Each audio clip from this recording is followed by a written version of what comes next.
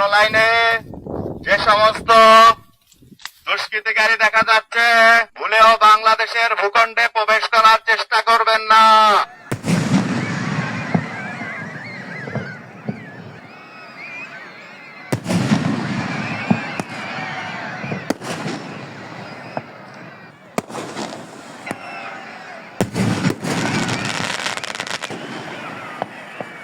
তো আপনাদের একটু রিকোয়েস্ট থাকলো যে এই মুহূর্তে বর্ডারের পরিস্থিতি খুবই ক্রিটিক্যাল।